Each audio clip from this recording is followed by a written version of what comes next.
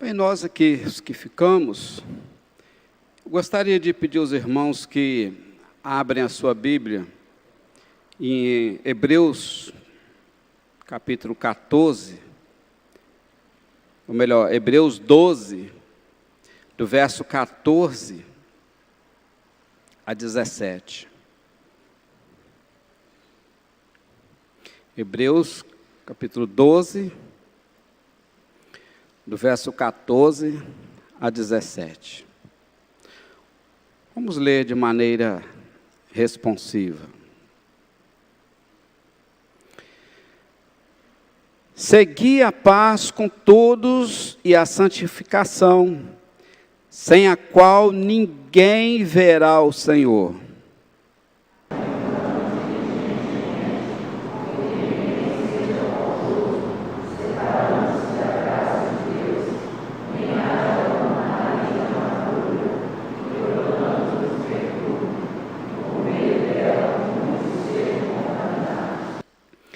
Nem haja algum impuro ou profano, como foi Esaú, o qual por um repasto vendeu o seu direito de primogenitura.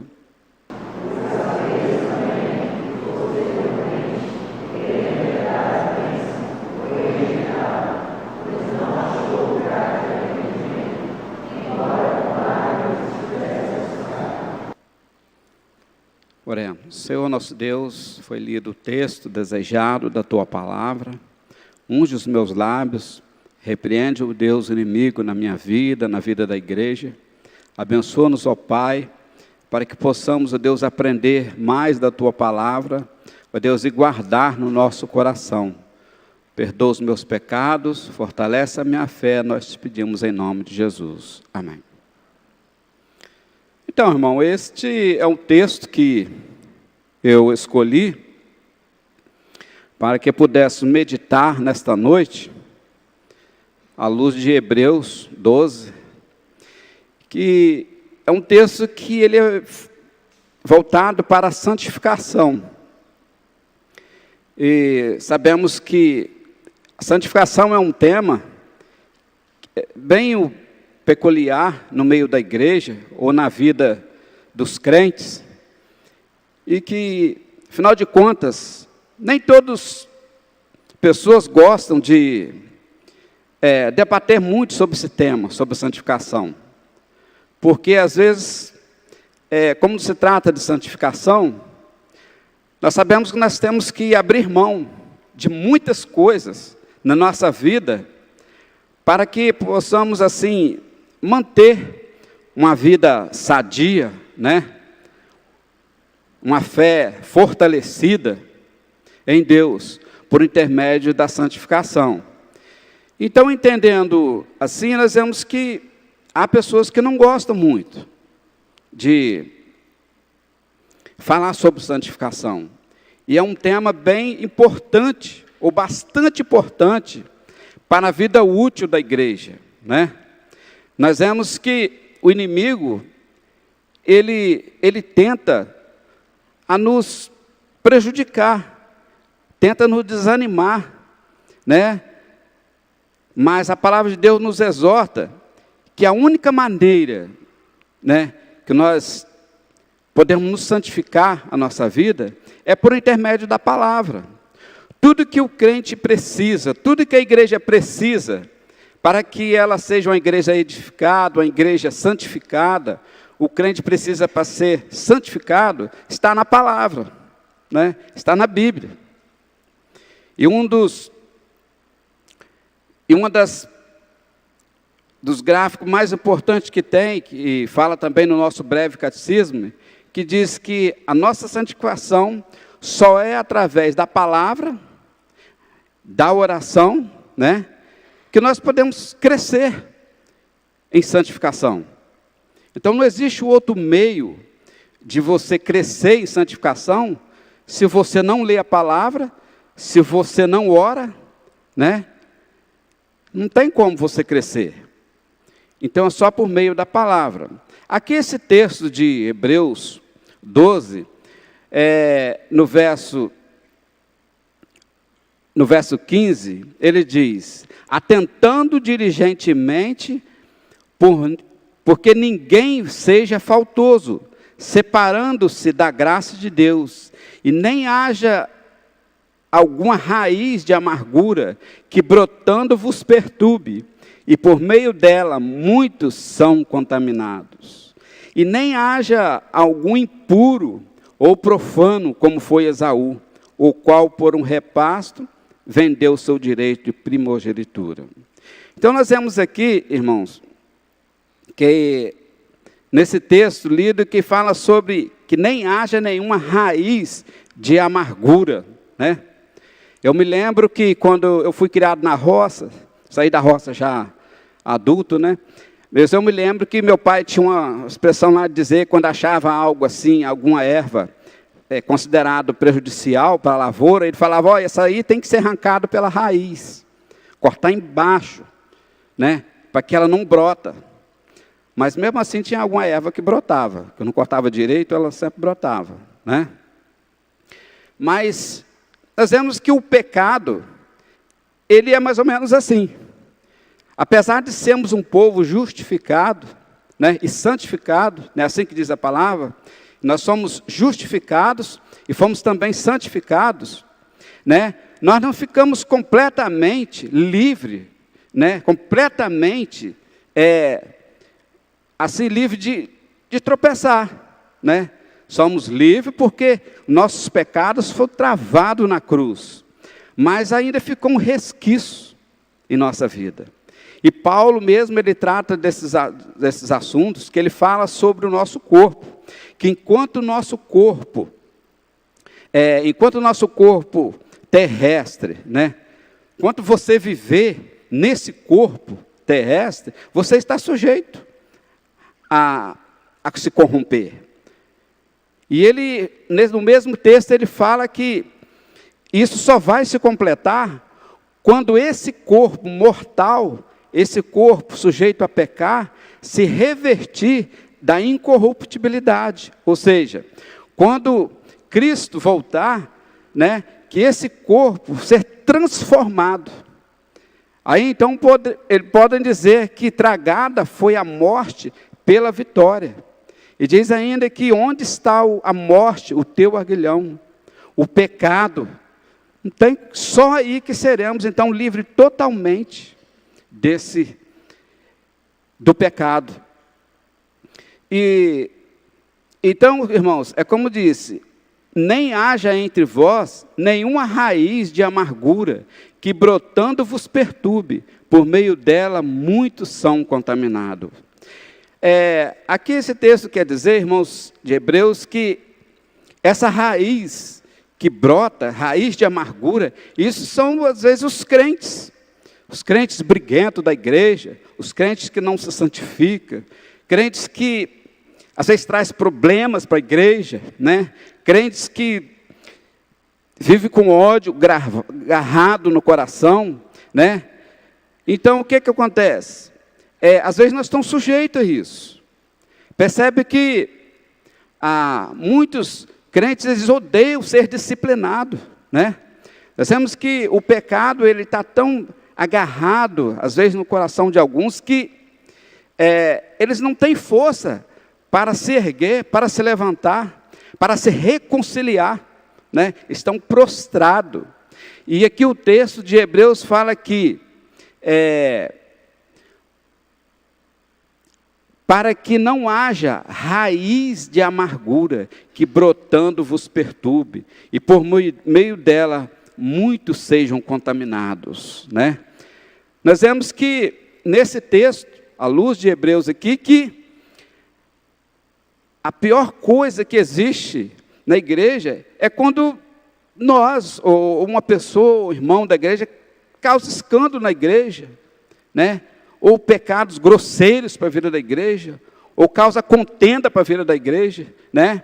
Esses aqui, ó, raiz de amargura, é porque brotam e perturba, e por meio dela muitos são contaminados, né? Muitos são contaminados, principalmente aquelas pessoas que são neófitas na igreja, que chegam, Fala, mas esse aí também é da igreja, né? Então, o nosso testemunho tem que ser correspondente, né? A nossa buscar santidade, de maneira que a nossa vida esteja correspondendo os padrões que Deus determina. É claro que nós nunca vamos chegar a um nível, um padrão, em que perfeitamente, neste mundo, perfeitamente, mas isso não impede que você busque a santidade, que você se santifique. Isso não impede que você busque sabedoria na palavra de Deus. E só assim podemos apagar os dados inflamados do inimigo. Então nós vemos aqui, irmãos, que ele começa dizendo: segui a paz com todos em santificação, sem a qual ninguém verá o Senhor. Preste atenção na expressão, ninguém verá o Senhor, né? Nós vemos aqui que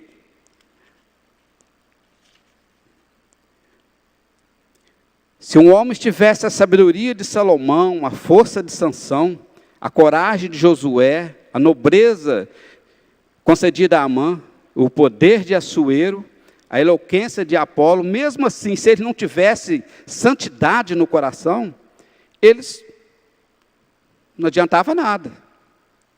Não adianta nada você, às vezes, ter muitas coisas neste mundo, né? Mas se você não tiver santidade, você não vai. Você não verá o Senhor, né? Não é necessário você ter saúde, muitos amigos, né? Dinheiro. Não é necessário você ter neste mundo, para você ter uma vida santificada. Mas é necessário você se santificar, você ser santo, né? Então a palavra de Deus, ela é muito clara, né? Ela é muito aberta a nós. E diz ainda que nós podemos ver isso também na antiga aliança, né? Lá em Malaquias capítulo 1, quando os sacerdotes, eles iam oferecer o sacrifício a Deus, eles faziam as coisas de maneira relaxada. Eles tinham um animal perfeito, né? Mas eles levavam um animal cego, um animal coxo, aleijado, né? E a palavra de Deus lá diz que eles cultuavam a Deus mesmo assim, né? Mesmo assim eles cultuavam a Deus. Mas o mesmo texto lá de Malaquias fala que Deus rejeitava aquele sacrifício. Deus rejeitava. Ele falou: eu não aceito, né, que vocês me cultuem desta forma. Vocês têm um animal perfeito, um animal sadio, me oferece aquele que é manco, aquele cego, aleijado. Deus não quer coisas assim. Então percebe que Deus queria mostrar para Israel que Ele é um Deus diferente deles. Ele era um Deus que tinha toda a autoridade. Ele era um Deus santo, né? Ele era um Deus perfeito. E Ele exigia que eles oferecessem a Ele sacrifício perfeito. Então percebe que a expressão usada para o sacerdote, para aquele povo, era de impuro, né? Era de impuro. E nós vemos essa expressão também usada em Isaías 6, quando Isaías percebe que ele era pecador, ele ora, então ele fala para Deus perdoasse ele, porque ele habitava no meio de um povo de impuros lábios. Esta era a expressão usada, impureza, né? E nós vemos que Deus exigia daquele povo santificação. E aqui na carta aos Hebreus ele diz que sem santificação, ninguém verá a Deus. Nem o rico verá a Deus, nem o pobre verá a Deus, nem o pai verá a Deus, nem o filho verá a Deus, nem os servos verá a Deus, ninguém. Percebe que a situação aqui do pecado, diante de Deus, ele iguala todas as classes, todas as pessoas. Não tem rico, não tem pobre, não tem preto, não tem branco, não tem ninguém. Ele iguala a todos nós. Ele fala, ninguém verá o Senhor. Sem santificação, ninguém verá o Senhor. Então percebe, irmãos, que nós aprendemos aqui nesse texto que não é necessário você ter grandes coisas aqui nesse mundo para você ser santificado, né? Não é necessário você ter saúde, eu não vou dizer que isso é bom, saúde, muitos amigos, ter dinheiro, né? Tem gente que batalha a vida inteira, trabalhando, a mente dele só voltada para as coisas da terra, mas ele não para se santificar. Ele não atenta para isso aqui. Parece que é colocar o dinheiro num saco furado. No final das contas, se ele não tiver uma vida santificada, tudo isso vai ficar para trás e ele também. Porque sem santificação, ninguém verá o Senhor. E esse então, irmãos, foi o primeiro ponto que nós falamos aqui. Nós precisamos adentrar para isso aqui, né? Procurar conhecer a palavra de Deus, ver qual é a perfeita vontade de Deus, né? Porque Deus não queria que eles se apresentassem de Ele só com a intenção no coração, né? Não sei se vocês já ouviram dizer, pessoas falam que vale a intenção do coração. Não é bem assim, só a intenção do coração. Porque Deus quer você todo, né?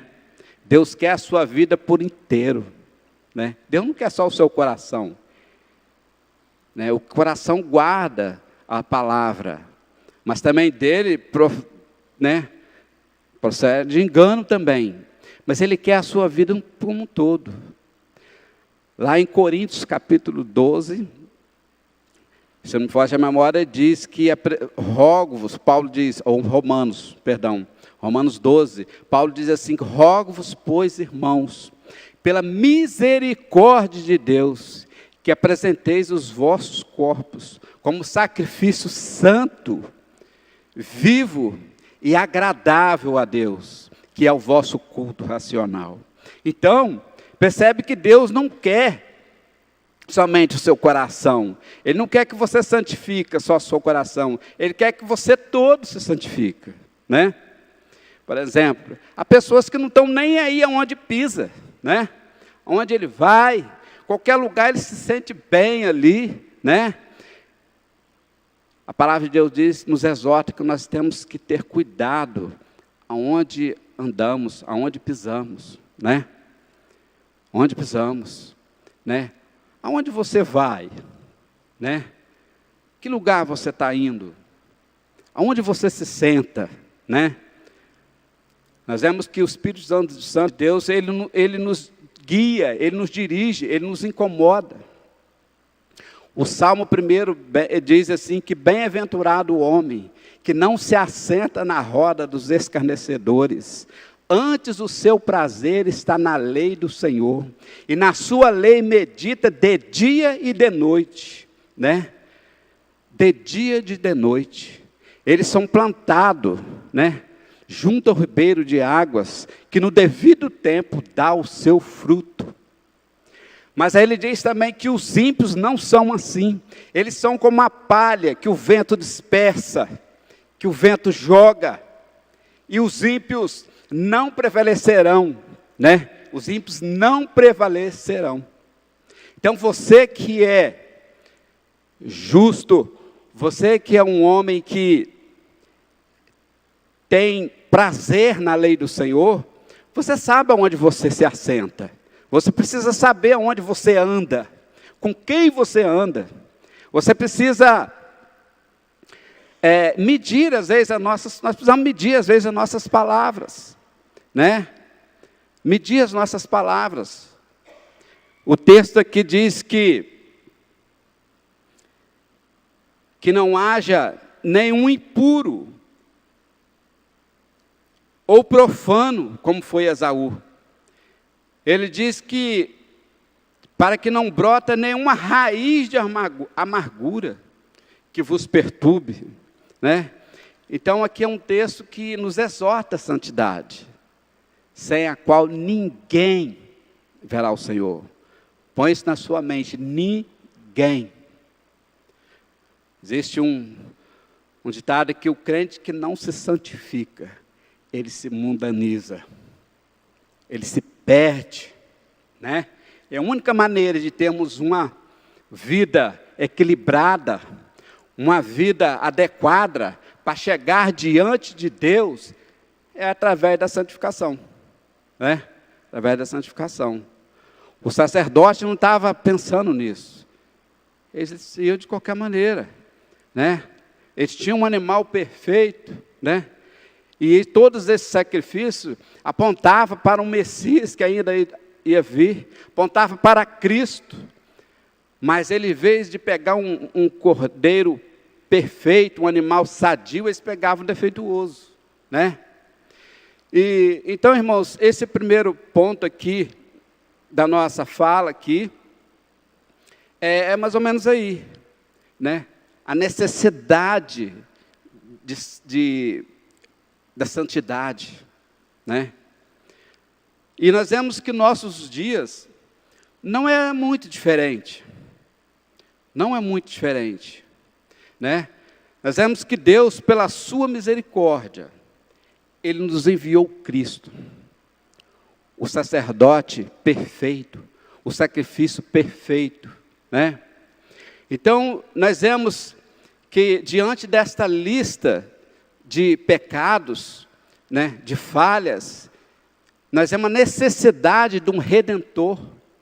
Nós sentimos aqui a necessidade de um varão perfeito, de um sacerdote perfeito, né? Nós temos a necessidade de um mediador. A palavra de Deus diz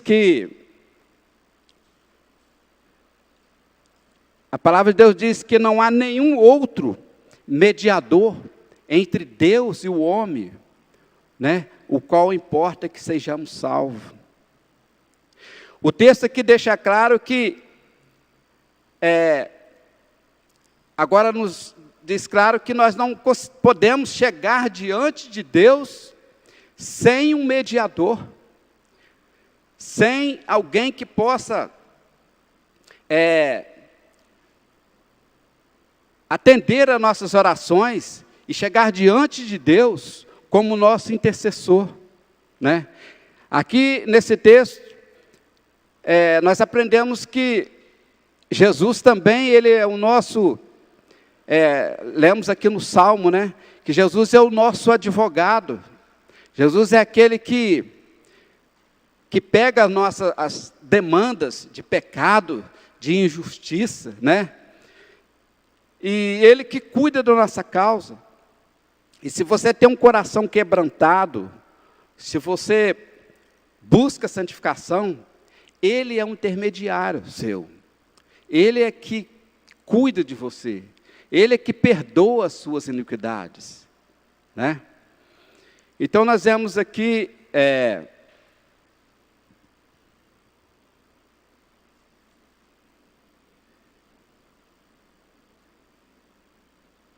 que o tema da santidade nos leva naturalmente a pensar no mediador.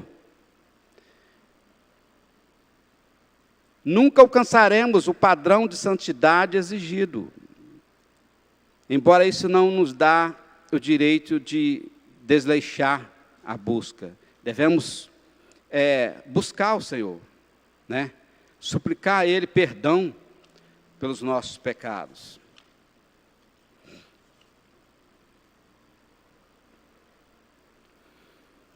A melhor parte para a gente entender isso é Hebreus 13, de 15 a 21. Eu gostaria de pedir aos irmãos que lesse.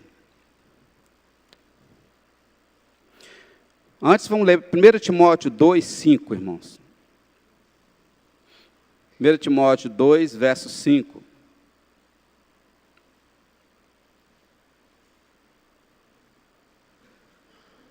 Os irmãos podem ler para mim?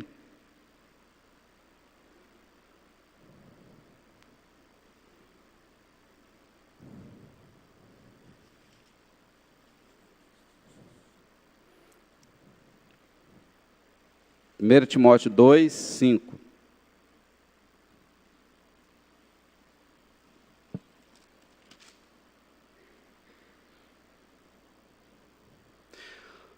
Portanto, há um só Deus e um só mediador entre Deus e os homens, Cristo Jesus, homem. Nós vemos aqui que por causa da sua natureza, Ele como Deus, Ele pode nos representar diante de Deus, né? Diante de Deus, porque Ele veio, né? E tudo que deveria ser imputado a nós, por causa do nosso pecado, Ele levou, né, sobre a cruz. Então, Ele é o único que pode mediar entre Deus e nós. Jesus é aquele como se estivesse agarrado na mão de Deus, Ele no meio e segurando na sua mão. É o único, não há outro caminho, né? Não há outro caminho. Somente Cristo Jesus pode nos perdoar, pode nos tornar capazes, né? Ainda Hebreus 13, 15 a 21, diz: por meio de Jesus, pois, ofereçamos a Deus sempre sacrifício de louvor, que é o fruto dos lábios de que professa o seu nome. Versos 20 e 21, dizem: ora, o Deus da paz, que tornou trazer dentre os mortos Jesus, nosso Senhor, o grande pastor das ovelhas, pelo sangue da eterna aliança, nos aperfeiçoe em todo bem, para cumprirdes a sua vontade, operando em vós o que é agradável diante dele, por Jesus Cristo, a quem seja a glória para todos sempre. Amém. Então, irmãos, nós aprendemos aqui que todo sacrifício, né, que era prestado na antiga aliança, não foi suficiente. E eram imperfeitos. Por mais que eles queriam, esforçassem, não foi um sacrifício perfeito. Então, havia sim necessidade de um mediador, né, de um redentor, Cristo Jesus, para que, através do seu sacrifício santo, né, pudéssemos chegar diante de Deus. O que a palavra diz aqui é o seguinte, que nada que nós fazemos sem Cristo não vale nada. Se Cristo não estiver na direção de todas as coisas, nada que nós fazemos, nem a sua oração, o culto, toda a sua vida não vai adiantar de nada, se Cristo não estiver, né, presente, na frente, né, conduzindo, né?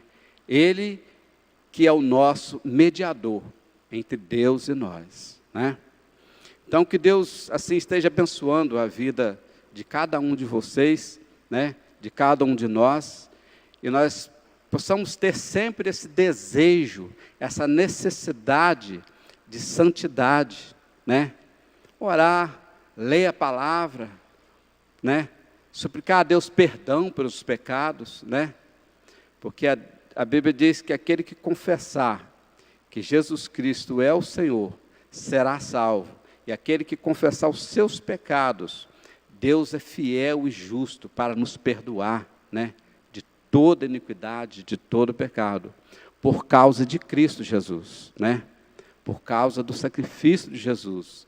Então Ele nos perdoa, olhando para o seu Filho, porque toda a honra e toda a glória merece a Ele. Que Deus nos ajude, que Deus nos abençoe.